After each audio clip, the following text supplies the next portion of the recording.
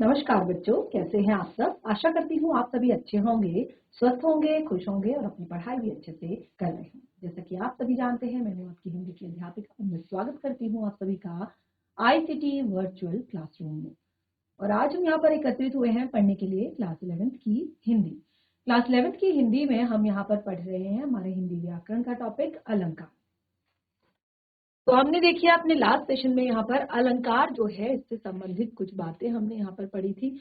और जैसे मैंने आप लोगों को बताया था कि ये जो हमारा अलंकार टॉपिक है ये हमारे सिलेबस में तो नहीं है, यानी कि हमारे व्याकरण के सिलेबस में ये नहीं है, लेकिन इसको आप किस तरह से पढ़ते हैं जब आप किसी भी यानी कि अपनी आरोह पाठ्य पुस्तिका में कोई भी जब काव्य खंड पढ़ते हैं, काव्य कोई भी पढ़ते हैं, तो उसमें आपको जब काव्यगत विशेषताएं बतानी होती है तो उस टाइम पे आपको ये अलंकार जो है वहां पर समझने होते हैं। वहां पर आपको काव्यगत विशेषताओं से संबंधित जो अलंकारों से संबंधित की उक्त पंक्तियों में कौन सा अलंकार है और किस तरह की चीजें हैं, तो उनको बताने के लिए आपको इनका ज्ञान होना बहुत ज्यादा जरूरी है।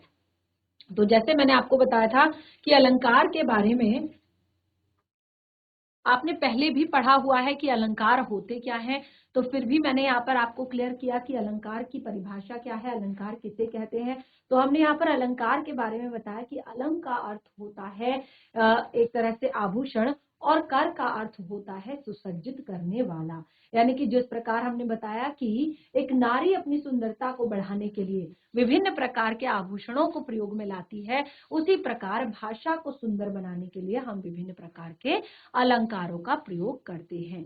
तो अर्थात काव्य में एक तरह से जो शब्द काव्य की शोभा को बढ़ाते हैं, काव्य को सुंदर बनाते हैं, उसे हम क्या कहते हैं, अलंकार कहते हैं।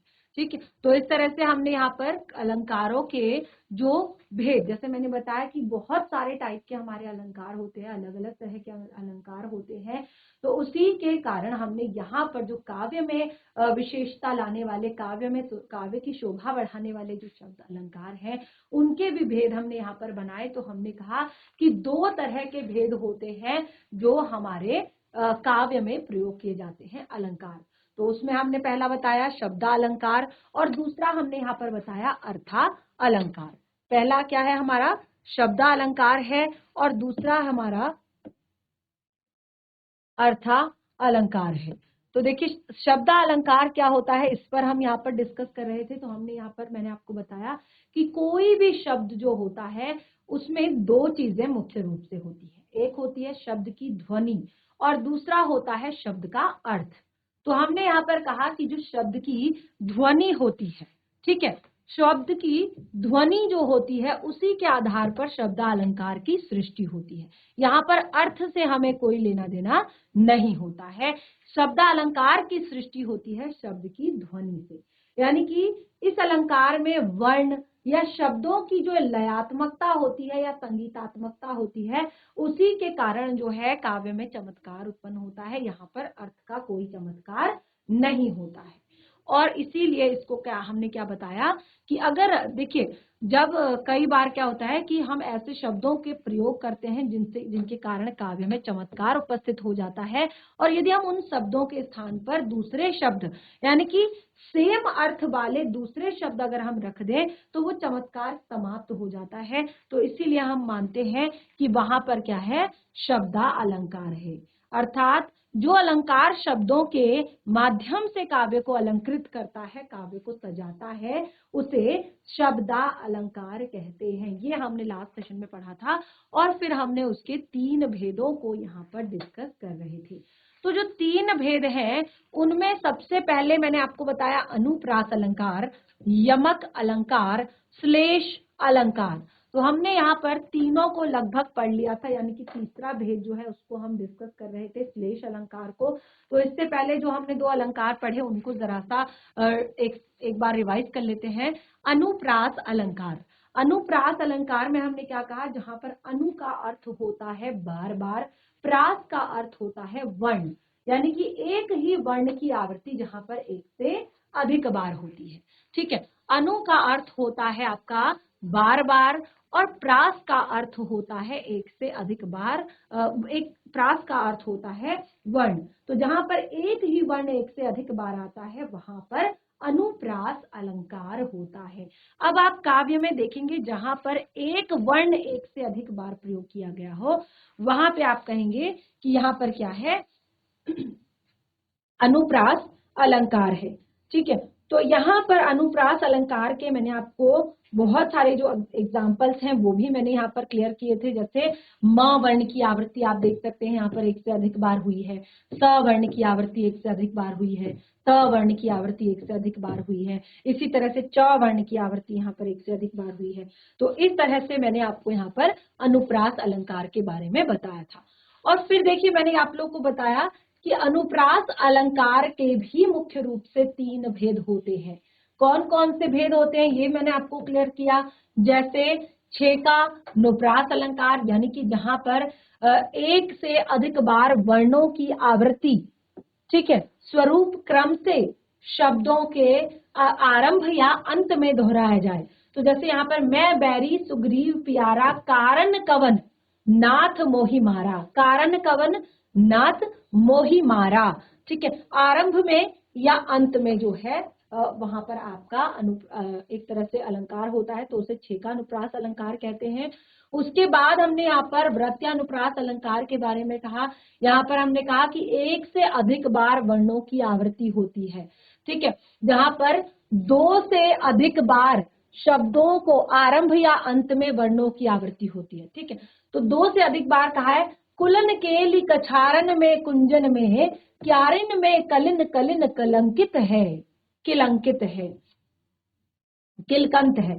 ठीक है, तो इस तरह से हमने यहाँ पर बताया कि यहाँ पर वर्णों की आवृत्ति जो है स्वरूप एवं क्रम से अनेक बार हुई है, एक से अधिक बार हुई है। और तीसरा हमने बताया लाटानुप्रास अलंकार। यहाँ पर काव्य में पूरे पद की पुनरुक्ति होने पर थोड़ा सा परिवर्तन करने पर भिन्न आश्रय उत्पन्न हो जाता है, वहां पर लाटानुप्रास होता है। यानी कि पूरे पद की पुनरुक्ति होती है पर थोड़ा सा परिवर्तन होता है। जैसे हमने कहा पूत कपूत को तो काधन, पूत कपूत तो काधन, पूत सपूत तो काधन। अब देखिए पूत तो काधन ये संचय आ गया, पूत सपूत तो काधन। देखिए यहाँ पर क और स का ही केवल अंतर आया है, बाकी पूरा का पूरा जो वाक्य है वो वैसा का वैसा ही है। ठीक है, पूत कपूत तो काधन। जब देखिए जब पूत अगर कपूत हो, ठीक है, अगर बच्चा अच्छा ना हो, तुम्हारे पास बहुत सारा पैसा है और तुम्हारा बच्चा अच्छा नहीं है, तो क्या फायदा ऐसे धन का। ठीक है ना, कोई मतलब नहीं बनता, धन का कोई मायने नहीं है। क्योंकि इंसान के लिए सबसे बड़ी बात होती है कि उसका बच्चा जो है एक अच्छा बच्चा हो और एक तरह से वो पढ़ने लिखने में अच्छा हो, परिवार के लोगों का सम्मान करे, माता पिता का सम्मान करे, कहना माने, ठीक है, अपने माता पिता का आदर करे। और तो वो क्या है, फिर उसके बाद धन की जरूरत नहीं होती। ठीक है, पूत कपूत तो काधन। अगर पूत कपूत है यानी कि बहुत बुरा बच्चा है, कहना नहीं मानता है, परिवार के लोगों का सम्मान नहीं करता है, एक तरह से कोई भी अच्छा काम नहीं करता, पढ़ाई लिखाई नहीं करता, तो ऐसे में फिर आपके पास बहुत सारे धन होने का कोई फायदा नहीं। ठीक है, अब देखिए दोनों जगह जो है सिर्फ क और स का अंतर है, बाकी वाक्य में कोई भी परिवर्तन नहीं है, पर आश्रय जो है भिन्न हो गया है। ठीक है, तो इस तरह से यहाँ पर लाटानुप्रास अलंकार है। उसके बाद हमने यमक अलंकार के बारे में पढ़ा था। तो यमक अलंकार में मैंने बताया था कि जिस प्रकार आपके अनुप्रास में एक वर्ण की आवृत्ति एक से अधिक बार होती है, उसी प्रकार यमक अलंकार में एक शब्द की आवृत्ति एक से अधिक बार होती है, यानी कि एक शब्द जो है एक से अधिक बार प्रयुक्त होता है। ठीक है, और उस शब्द का अर्थ बार बार यानी कि हर बार भिन्न होता है, इसे यमक अलंकार कहते हैं। जैसे हमने कहा एक शब्द एक से अधिक बार आवृत्ति होती है। ठीक है, कनक कनक एक से अधिक बार, और एक दोनों में मादकता बताई गई है, एक के पाने से नर बौरा जाता है, एक को खाने से नर बौरा जाता है। ठीक है, अगला एग्जाम्पल पढ़ा था काली घटा का घमंड घटा। तो दोनों ही घटा शब्दों का अर्थ यहाँ पर अलग अलग था, और इस तरह से हमने यमक अलंकार के बारे में यहाँ पर पढ़ा था। यानी कि शब्द एक अर्थ हर बार भिन्न, एक जैसे शब्द होंगे, एक से अधिक बार प्रयोग किए गए होंगे और अर्थ भी उनका हर बार क्या होगा, भिन्न होगा। ठीक है, उसके बाद हमने पढ़ा था श्लेष अलंकार। तो श्लेष का अर्थ मैंने आपको बताया था चिपका हुआ, जुड़ा हुआ, मिला हुआ। नाम से ही पता चल रहा है, बहुत ज्यादा रटना नहीं है। तो हमने यहाँ पर बताया कि एक से अधिक अर्थ जो है चिपके हुए होते हैं, एक से अधिक अर्थ जो है इसमें जुड़े हुए होते हैं। जैसे हमने यहाँ पर कहा कि रहीमन पानी राखिए। ठीक है, शब्द आपका केवल एक ही है और इसके 3 अर्थ यहाँ पर बताए गए थे। एक क्या बताया गया था, विनम्रता। ठीक है, एक अर्थ बताया गया था विनम्रता, एक अर्थ बताया गया था चमक या आभा। ठीक है, एक अर्थ बताया गया था यहाँ पर तीसरा जल। ठीक है, 3 अर्थ यहाँ पर बताए गए हैं, एक ही शब्द के 3 अर्थ बताए गए हैं, यमक श्लेष अलंकार। और उसके बाद देखिए यहाँ पर भी एक और एग्जाम्पल क्लियर किया था कि जय रहीम गति दीप की कुल कपूत गति सोए, बारे उजियारे करे बढ़े अंधेरा हो। ठीक है, कुल के कपूत की गति यहाँ पर बताई है। ठीक है, कुल के कपूत की गति यहाँ पर बताई है, बताया है कि जिस प्रकार रहीमदास जी कहते हैं कि एक दीपक की गति और कुल के कपूत की गति बिल्कुल सेम होती है। कैसे सेम होती है कि यहाँ पर उन्होंने बताया कि जब दीपक को बारा जाता है यानी कि जलाया जाता है, ठीक है, बारे उजियारे करे, दीपक को बारा जाता है, जलाया जाता है, या जब बच्चा जो है घर में पैदा होता है तो सारा परिवार खुशियां मनाता है ये सोचकर कि ये हमारे कुल का दीपक है, हमारा नाम रोशन करेगा, हमारे कुल में उजाला लाएगा, हमारे परिवार खानदान का नाम रोशन करेगा। लेकिन यहाँ पर बिल्कुल उल्टा हो जाता है, यानी कि वो एक कपूत निकलता है। जैसे वो बड़ा होता है तो उसके कुकर्म, उसके एक तरह से गलत संगत, उसकी गलत काम, उसकी गलतियां बढ़ने लगती हैं और परिवार का नाम जो है एक तरह से धीरे धीरे खराब होने लगता है। तो बारे उजियारे करे, बारे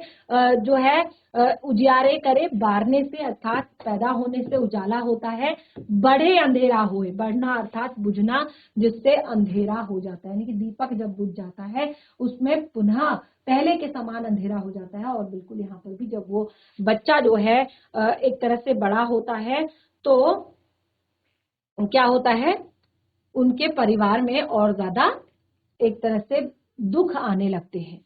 ठीक है, तो इस तरह से हमने यहाँ पर जो अलंकार थे वो हमने क्लियर किए थे। कौन से अलंकार, वो हमारे थे आपके शब्दालंकार, यानी कि जहां काव्य में शब्द के माध्यम से चमत्कार उत्पन्न किया जाता है वहां पर शब्दालंकार होता है। ठीक है, अब हमारा दूसरा पार्ट यहाँ पर था, यहाँ तक हमने बहुत अच्छे से क्लियर कर लिया था। अब हमारा दूसरा पार्ट था अर्था अलंकार। तो जहां पर मैंने आपको शब्द के 2 रूप बताए थे, कौन कौन से रूप बताए थे, ध्वनि और अर्थ। तो ध्वनि के आधार पर हमने पढ़ लिया, शब्दालंकार जो होता है उसकी जो उत्पत्ति होती है, यानी कि शब्दालंकार किससे बनता है, शब्दालंकार ध्वनि के कारण शब्दालंकार होता है। और अर्था अलंकार क्या होता है, अर्था अलंकार होता है जिस अलंकार में अर्थ के कारण, अर्थ के माध्यम से काव्य में चमत्कार उत्पन्न किया जाए, वहां अर्था अलंकार होता है। ठीक है, जहां पर क्या होता है, काव्य में एक तरह से अर्थ के माध्यम से चमत्कार उत्पन्न होता है, उसे अर्थालंकार कहते हैं। तो दूसरे शब्दों में जब किसी वाक्य या छंद को अर्थ के आधार पर सजाया जाता है, ठीक है, जब किसी वाक्य या छंद को अर्थ के आधार पर सजाया जाता है तो ऐसे अलंकार को अर्था अलंकार कहते हैं। यानी कि जहां पर काव्य की शोभा शब्द के आधार पर नहीं, उसके अर्थ के आधार पर होती है, तो वहां पर अर्था अलंकार होता है। ठीक है, वहां पर क्या होता है, अर्थालंकार होता है। ठीक है, ये क्लियर हुआ। तो अर्थालंकार पर विद्वानों के बहुत सारे मत थे। क्यों थे विद्वानों के अलग अलग मत अर्थालंकार पर, क्योंकि देखिए शब्द के जो अर्थ है वो तो कई प्रकार से निकल सकते हैं, कई तरह से निकल सकते हैं, अलग अलग तरह के निकल सकते हैं, लेकिन यहाँ पर बहुत सारे भेद इस आधार पर बताए गए। जैसे कहा गया, किसी ने कहा कि 23 भेद होते हैं, यानी कि 23 प्रकार के शब्द होते हैं, तो किसी ने 125 अर्थ तक बता दिए, यानी कि 125 प्रकार के होते हैं। लेकिन जो रियल में यहाँ पर देखा गया तो उसको मुख्यतः से 5 भागों में बांटा, कहा कि ये 5 प्रकार के मुख्यतः होते हैं। ठीक है, 5 प्रकार के मुख्यतः होते हैं, जिसमें रखा गया यहाँ पर अलग अलग उपमा अलंकार, रूपक अलंकार, उत्प्रेक्षा अलंकार, अतिशयोक्ति अलंकार, मानवीयकरण अलंकार, जो आपने पहले भी पढ़े हैं। तो यहाँ पर तो मैं आपको इसीलिए ये सब क्लियर कर रही हूँ, जैसे कि मैंने बताया कि जब भी आप किसी काव्य को पढ़ते हैं तो उस काव्य को पढ़ते वक्त जब क्या होता है, आपको काव्यगत विशेषताएं बतानी होती हैं, काव्य की विशेषताओं को आपने बताना होता है, तो वहां पर आप क्या कहते हैं कि यहाँ पर इस तरह का अलंकार है, ये आप वहां पर बताते हैं। ठीक है, तो इसमें कितने प्रकार के अलंकार बताए मैंने, इसमें मैंने आपको बताया टोटल 5 प्रकार के अलंकार, उपमा अलंकार, रूपक अलंकार, उत्प्रेक्षा अलंकार, अतिशयोक्ति अलंकार, मानवीयकरण अलंकार। ठीक है, तो 5 प्रकार के। अब देखिए एक एक करके इन पांचों को हम यहाँ पर पढ़ेंगे, अच्छे से समझेंगे। जैसे हमारा पहला है यहाँ पर उपमा अलंकार। ठीक है, अब जैसे नाम से ही हमें पता चल रहा है कि उपमा दिया जाना। ठीक है, उपमा देना अर्थात इसको आप इस तरह से समझ सकते हैं कि तुलना करना। ठीक है, क्या करते हैं हम यहाँ पर, तुलना करते हैं। तो किन्हीं दो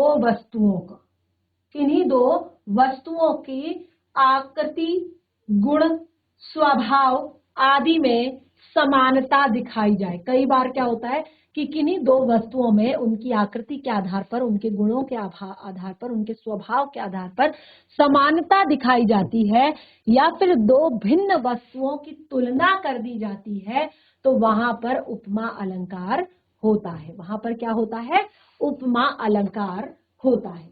तुलना जहां पर कर दी जाती है, समानता दिखाई जाती है थोड़ा बहुत गुणों में, स्वभाव में और आकृति में। ठीक है, तो यहां पर हमने क्या कहा, हरिपद कोमल कमल।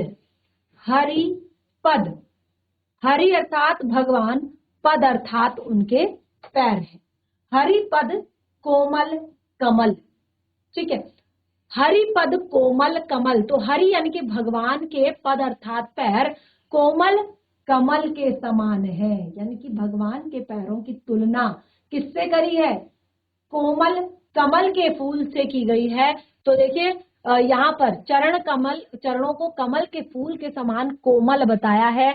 तो यहाँ पर उपमान एवं उपमेय में कोई साधारण धर्म की वजह से तुलना की जा रही है, अतः यह उदाहरण उपमा अलंकार के अंतर्गत आता है। और इसमें एक चीज ध्यान से समझिएगा, क्लास 11th के बच्चे आप हैं और ये टॉपिक आपने पहले भी पढ़ा हुआ है, लेकिन क्योंकि ये काव्य से रिलेटेड है, तो काव्य तो आपने क्लास 12th में भी पढ़ना है, वहां पर भी आपने काव्यगत विशेषताएं बतानी है। और जैसे मैंने कहा कि कोई भी आगे कॉम्पिटिटिव एग्जाम देते हैं उसमें अलंकार कभी भी आपका पीछा नहीं छोड़ते हैं, आपको अलंकार पढ़ने ही पढ़ने होते हैं। तो अगर आप अभी से अपनी ये सब चीजें क्लियर कर लें, बेस अपना क्लियर कर लें, तो आपको आगे कोई दिक्कत नहीं होगी। तो जैसे हमने कहा कि हरिपद कोमल कमल, तो यहाँ पर क्या की गई है कि थोड़ा सा भगवान के, जैसे हमने कहा कि कुछ गुणों में समानता आ जाए, कुछ स्वभाव में समानता आ जाए, कुछ आकार में समानता आ जाए, तो उसके हिसाब से दोनों वस्तुओं की क्या कर दी जाती है, तुलना कर दी जाती है। ठीक है, और यहाँ पर क्या होता है, एक प्राणी या एक किसी भी वस्तु या प्राणी की तुलना दूसरी प्रसिद्ध वस्तु के साथ की जाती है। ठीक है, इसीलिए इसको उपमा अलंकार कहते हैं, और तुलना करना भी यहाँ पर हम कह सकते हैं। अब यहाँ पर देखिए, जैसे हमने कहा कि हरिपद कोमल कमल, ये मैंने क्लियर किया। फिर देखिए, मुख चंद्रमा सा सुंदर है, चंद्रमा सा सुंदर है, मुख चंद्रमा सा सुंदर है। अब ध्यान से समझिएगा, यहाँ पर कुछ कहा है, उपमान एवं उपमेय में कोई साधारण धर्म होने की वजह से तुलना की जा रही है। क्या कहा, उपमान और उपमेय में कोई साधारण धर्म होने की वजह से दोनों की तुलना की जा रही है। तो एक अगला एग्जाम्पल इसी को क्लियर कर रहा है। मुख चंद्रमा सा सुंदर है, मुख और चंद्रमा सा सुंदर है। एक एक शब्द का मीनिंग है यहाँ पर। मुख क्या है? उपमेय है, अर्थात मुख की तुलना की जा रही है। किससे की जा रही है? चंद्रमा से की जा रही है, अर्थात चंद्रमा उपमान है। ठीक है, मुख चंद्रमा सा सुंदर है। मुख की तुलना, मुख उपमेय हो गया और चंद्रमा आपका उपमान हो गया। सुंदर आपका साधारण धर्म हो गया, क्योंकि सुंदर दोनों ही सुंदर है।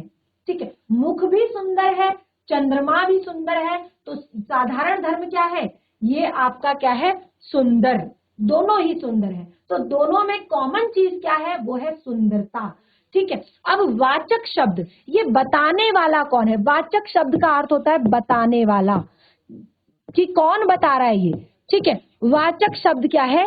सा, चंद्रमा सा, यानी कि चंद्रमा के जैसा। ये कौन कह रहा है? सा शब्द कह रहा है कि वो चंद्रमा के जैसा सुंदर है, मुख चंद्रमा सा सुंदर। ठीक है, इस पे एक और एग्जाम्पल मैंने यहाँ पर दिया था आपको, जब पहले आपने कभी अगर पढ़ा होगा, काजल की रेख सी या रेखा सी, काजल की रेखा सी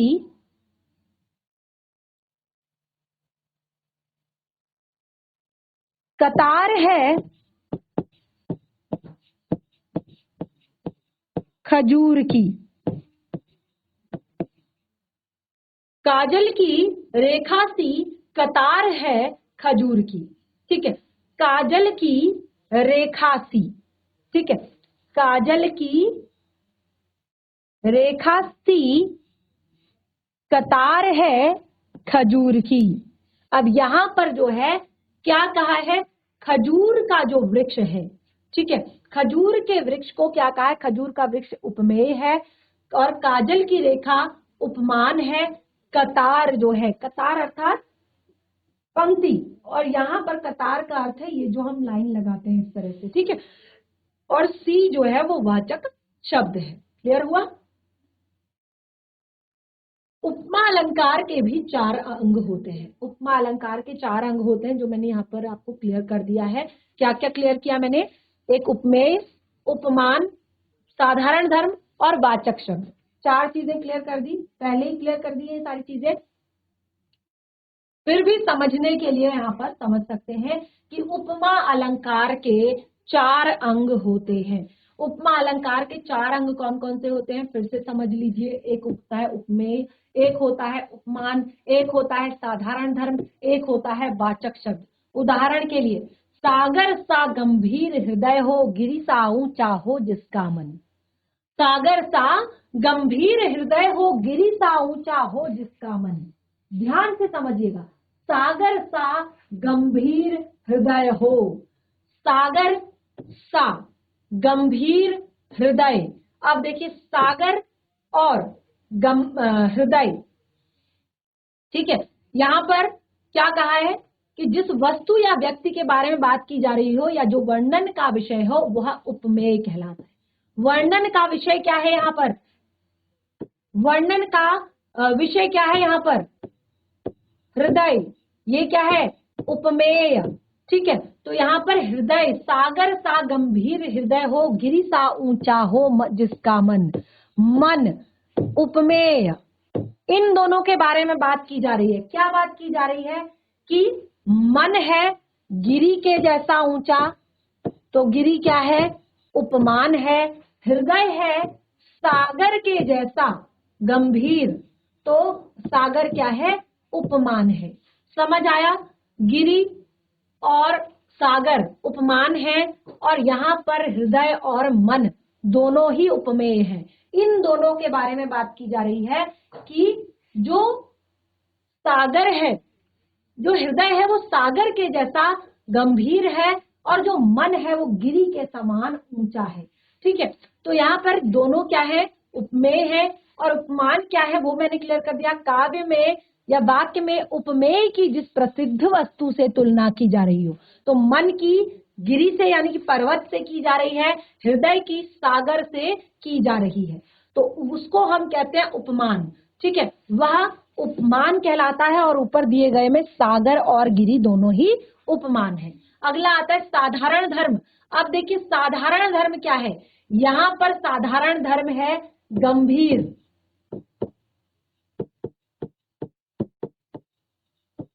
यहां पर गंभीर जो है वो साधारण धर्म है, यहां पर ऊंचा जो है वो साधारण धर्म है।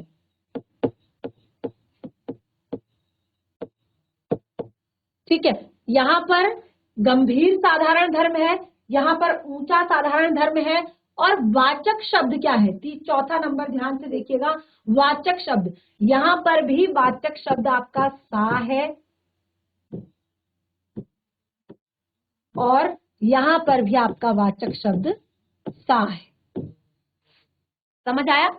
तो आपका जो उपमा अलंकार होता है, पहला उपमा अलंकार जो होता है उसके भी 4 भेद होते हैं, यानी कि 4 पार्ट्स होते हैं, उपमेय, उपमान, साधारण धर्म और वाचक शब्द। ठीक है, अब यहाँ पर कोई कंफ्यूजन नहीं होना चाहिए, कोई दिक्कत नहीं होनी चाहिए। जब इस तरह की तुलना की जाए तो वहां पर आप क्लियरली बताएंगे कि यहाँ पर उपमा अलंकार है।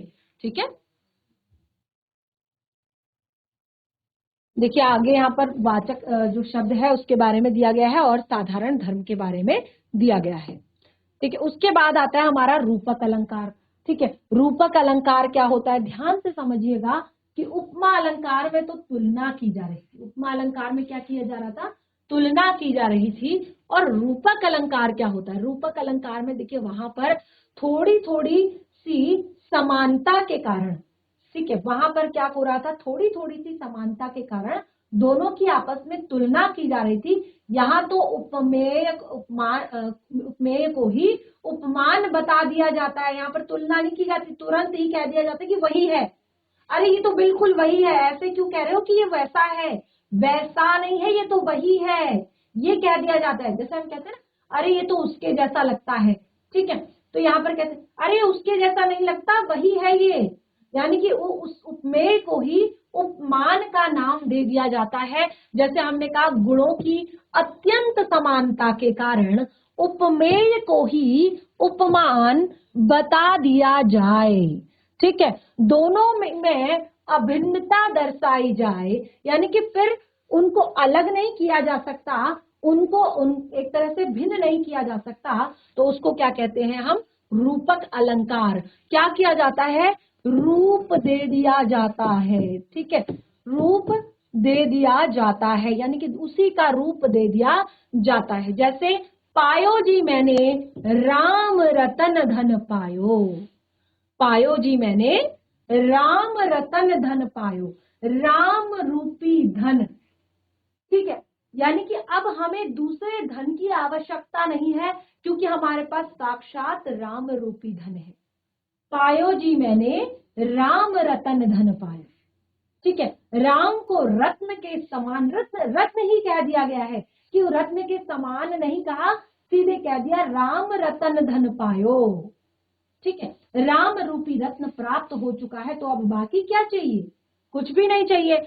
तो यहाँ पर राम रतन को ही धन बता दिया गया है, अर्थात उपमेय पर धन उपमान का आरोप है और दोनों ही अभिन्नता यहाँ पर दर्शा रहे हैं। आप देख सकते हैं कि उपमान और उपमेय में अभिन्नता दर्शाई जा रही है, और हम जानते हैं कि जब अभिन्नता दर्शाई जाती है तब वहां पर रूपक अलंकार होता है। और रूपक अलंकार का मैंने एक और एग्जाम्पल आपको दिया था, चरण कमल, एक और एग्जाम्पल जो मैंने आपको दिया था, चरण कमल बंदो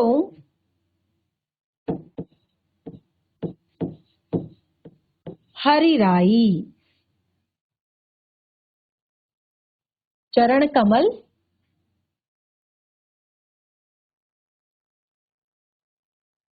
बंदो हरि राई। ठीक है, चरण कमल, सीधे सीधे कह दिया चरण कमल, यानी कि कुछ भी अलग करने की कोशिश नहीं की, यहाँ पर पहले वाले में तो कहा कि हरिपद कमल कोमल, कंफ्यूज मत होइएगा, वहां कहा हरिपद कोमल कमल, हरि के जो पद है वो कोमल कमल के समान है, तुलना की है वहां पर, उपमा अलंकार, हरिपद कोमल कमल, हरि के पद कोमल है कमल के समान, लेकिन यहाँ तुलना नहीं की, यहाँ कह दिया कि हरि चरण कमल बंधो हरिराई, सीधे सीधे भगवान के हरि के चरणों को क्या कह दिया, कमल कह दिया है, चरण कमल। ठीक है, तो इस तरह से यहाँ पर दो एग्जाम्पल हमने यहाँ पर दिए। फिर हम यहाँ पर नेक्स्ट पढ़ रहे हैं उत्प्रेक्षा अलंकार। देखिए कोई भी कंफ्यूजन होगा तो जरूर पूछिएगा, कोई भी दिक्कत कहीं पर होती है इसमें देखिए एग्जाम्पल भी हम साथ साथ यहाँ पर बता रहे हैं, यानी कि आपको कहीं पर भी कोई ऐसा दिक्कत होती है कि ये समझ नहीं आ रहा है तो वो आप जरूर क्लियर करें। ठीक है, यहाँ पर रूपक अलंकार में आप यहाँ पर एक और चीज कह सकते हैं कि बीती विभावरी जागरी, इसको भी मैं जरा क्लियर कर दूं। ठीक है, बीती विभावरी, और इसमें थोड़ा सा मानवीयकरण अलंकार भी है, इसको आप आगे क्लियर करूंगी मैं। बीती विभावरी जागरी, ठीक है, अंबर पनघट, आप ध्यान दीजिएगा, ठीक है, अंबर पनघट, अंबर पनघट पर डुबो रही, अंबर पनघट में डुबो रही ताराघट,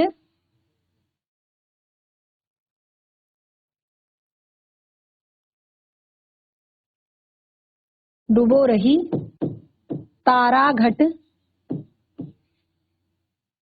उषा नागरी। ठीक है, ये दो आपके अलंकार इसमें हैं, ध्यान से समझिएगा, वो मैं आगे क्लियर करूंगी।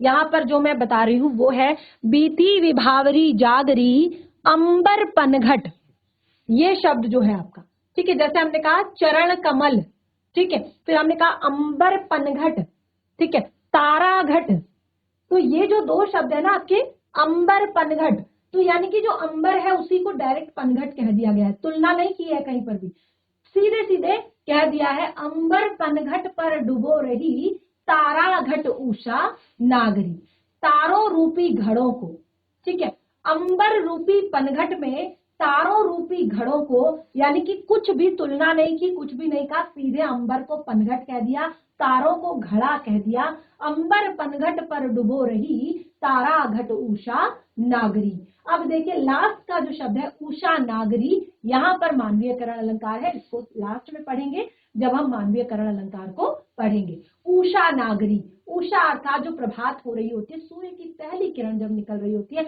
या कह सकते हैं सूर्योदय के ठीक पहले का समय उषा काल होता है, और उस टाइम पे उसको एक युवती का रूप दे दिया गया है कि अंबर पनघट पर डुबो रही ताराघट उषा नागरी, उसको युवती का रूप दिया गया है, इसलिए उसको मानवीयकरण अलंकार कहेंगे। उसको मैं इस एग्जाम्पल को मैं आगे भी आपके लिए लूंगी, लेकिन यहाँ पर समझने वाली बात है अंबर पनघट ताराघट, ठीक है, ये दो शब्द, जैसे हमने कहा कि राम रतन धन पायो चरण कमल बंदो हरिराई, अंबर पनघट पर डुबो रही ताराघट उषा नागरी, कुछ भी कंपेयर नहीं किया गया है, डायरेक्ट ही नाम दे दिया गया है राम रतन, राम रूपी रत्न, चरण कमल, कमल के समान चरण, ठीक है, चरण बिल्कुल जो है कमल ही है, अंबर पनघट, अंबर रूपी पनघट पर तारों रूपी घड़ों को डुबो रही है कौन, उषा नागरी। ठीक है, तो ये क्लियर होता है, ये है आपका रूपक अलंकार।